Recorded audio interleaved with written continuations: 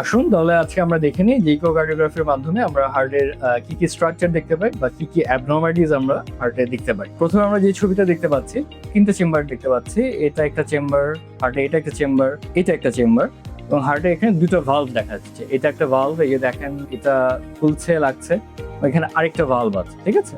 So যদি কোনো চেম্বারে কোনো অ্যাবনর্মালিটিস থাকে বা হার্টে যদি কন্ট্রাকশন কমে যায় বা যদি কারো হার্ট অ্যাটাক হয় তাহলে এই মাসেলগুলো কম নড়ে, সেগুলোর মাধ্যমে আমরা দেখতে পাই। যদি কারো এটা মাইট্রাল ভালভ বলে, এটা হার্টের বাম দিককার একটা ভালভ, এই ভালভে যদি কোনো সমস্যা হয় তাহলে আমরা দেখতে পারি। এই ভালভটার নাম হচ্ছে অ্যারোডিক ভালভ, দেখেন এখানে খুলছে বন্ধ হচ্ছে। সো কোনো পেশেন্টের যদি হার্টের এই ভালভটা শুরু হয়ে যায় বা কোনো লিক করে তখন আমরা দেখতে পারি। এমনি চোখে দেখেও বোঝা যায়, আবার যদি আমরা কালার ফেলি তাহলেও বোঝা যায়, যেমন এই যে আমরা কালার ফেলছি। আপনারা দেখেন যে এখানে আসলে আমরা মাইট্রাল ভালভ এখানে আমরা কালার ফেলছি। কালার ফেললে এটা বোঝা যায় যে যদি কোনো সরু অংশ থাকে তাহলে এখানে ব্লাড যেতে চায় না, এবং ঠিক একইভাবে যদি কোনো লিকেজ থাকে তাহলে পেছন দিকে ব্লাড চলে আসে। এটা এই যে হার্টে আরেকটা ভালভ এখানে দেখতে পাচ্ছেন, ঠিক একইভাবে লাল নীল দুটো কালার দেখা যাচ্ছে। যদি কোনো এখানে অবস্ট্রাকশন থাকে বা কোনো বাধাগ্রস্ত হয় তখন এখানে একটা মোজাইক প্যাটার্ন ক্রিয়েট করে।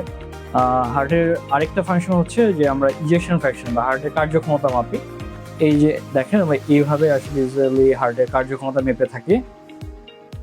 আমি মেপে দেখাচ্ছি, যেমন এই পেশেন্টের হার্টের কার্যক্ষমতা যদি আমরা মাপি তাহলে আমরা এভাবে চলে যাব। এই যে আমরা হার্টে একটা ওয়ালের মাপ নিলাম, এখানে আমরা হার্টের পেছনের দিকটার একটা ওয়াল আছে সেটা মাপ নিলাম। তারপরে আমরা আরেকটা মেজারমেন্ট নিচ্ছি হার্ট সংকোচন করা অবস্থাতে, এবং দেখেন এই হচ্ছে তার ফাইনাল মেজারমেন্ট। অর্থাৎ এই যে দেখেন আপনারা 69%। সো তার হার্টের ফাংশন যদি আমরা বলি ইজেকশন ফ্র্যাকশন বা কার্যক্ষমতা 69% আছে, যেটা নর্মাল। ছেলেদের ক্ষেত্রে আমরা বলি যদি এটা 52% আর মোর থাকে বা 52% বেশি থাকে তাহলে নর্মাল, এবং ফিমেলের ক্ষেত্রে 54% উপরে নর্মাল। এই ছবিটাতে বা এই ভিউটাতে আমরা বেসিক্যালি এই স্ট্রাকচারগুলো নর্মালি দেখি। আমরা আরেকটা ছবি দেখাই আপনাদের, এই যে দেখেন এখানে গোল চারটির মতো দেখা যাচ্ছে। এখানে হার্টের চারটা ওয়াল দেখা যাচ্ছে, একটা দুইটা তিনটা চারটা ওয়াল। সো যদি কোনো পেশেন্টের হার্ট অ্যাটাক হয়ে থাকে এদিকে দেখা যাবে যে তার ডিফারেন্ট ওয়ালে যে কন্ট্রাকশনটা আছে বা ভেতরের দিকে আসছে সেটা কম আসবে। অর্থাৎ এদিকটা দেখা যাবে তিনটে ওয়াল আসছে, একটা ওয়াল কম নড়ছে বা কম ভেতর দিকে যাচ্ছে। এখানে দেখেন আমরা এই যে আরেকটা এই যে মাছের মুখের মতো দেখা যাচ্ছে, এটা একটা ভালভ, মাইট্রাল ভালভ বলে। সো এটা যদি শুরু হয়ে যায় তখন আমরা এই ভিউটাতে বা এই ছবি এর মাধ্যমে এই ভিউটাতে আমরা মেজারমেন্ট নেই। এখানে হার্টের আরেকটা ভালভ দেখা যাচ্ছে, এই যে দেখেন এটা আরেকটা ভালভ, হার্টের ডান দিকের একটা ভালভ। হার্টের টোটাল চারটা ভালভ থাকে। সো এটা ডান দিকে একটা ভালভ। এখানেও আমরা যে কালার ফ্লো দিয়ে আমরা দেখে থাকি যে কোনো অবস্ট্রাকশন আছে কিনা। ঠিক একইভাবে আমরা এটা মেজারমেন্টও করতে পারি যে তার ভালভের গ্রেডিয়েন্ট কত। যেমন এই ভালভের ক্ষেত্রে আমরা এই যে 1.2 6.6 পাচ্ছি, যেটা নর্মাল। এই ভালভের ক্ষেত্রে নর্মাল। এই ভালভে কোনো লিকেজ আছে কিনা এবং কোনো ভালভ শুরু হয়ে গেছে সেটা বোঝা যায়।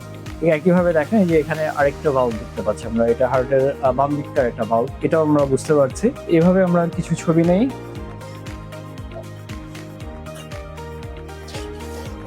দেখে একটু কথা হয়ে যান আপনি। সো এটা আমরা একটু আবার রান করি, রান করে দেখাই। দরজার মতো যে খুলছে বন্ধ হচ্ছে, এটা একটা ভালভ। সো এটা একটা চেম্বার, এটা একটা চেম্বার। সো যদি কোনো ভালভের প্রবলেম হয় আমরা এখানে বুঝতে পারবো। যদি কোনো হার্ট অ্যাটাক হয় তাহলে এই কন্ট্রাকশন কম থাকবে বা এটা ভেতর দিকে আসতে চাইবে কম। ঠিক ভালভের প্রবলেম হলে দেখেন চমৎকারভাবে কালারের মাধ্যমে আমরা দেখতে পারি যে এই যে যেমন একদম ইউনিফর্মলি এটা লাল দেখাচ্ছে। যদি কোনো প্রবলেম হয় তাহলে এটা লাল দেখাবে না, সেটা মোজাইক প্যাটার্ন দেখাবে যে এটা লাল দেখাচ্ছে। আমরা ভালভের মেজারমেন্ট গুলো এভাবে নিতে পারি যে তার ভালভের মানে গ্রেডিয়েন্ট কেমন আছে সেটা দেখেও তার ভালভ সরু আছে কিনা বা অন্য কোনো সমস্যা আছে কিনা সেটা বোঝা যায়, আমরা দেখতে পারি। এটা মেজার করতে পারি আমরা এখানে মাইট্রাল ভালভে তার ভেলোসিটি বা গ্রেডিয়েন্ট এটা কেমন আছে বা সরু আছে কিনা। প্রেশার যাদের থাকে তাদের অনেক সময় এই ভালভটাতে এই গ্রেডিয়েন্টের প্রবলেম হয়, যাদের যেটা আমরা রিল্যাক্সেশন অ্যাবনর্মালিটিস বলি, তার রিল্যাক্স করতে প্রবলেম হয় হার্টের চেম্বারগুলোতে। এটা হার্টের আরেকটা ভালভ দেখাচ্ছি আমরা, এই যে দেখেন দরজার মতো এটা খুলছে বন্ধ হচ্ছে।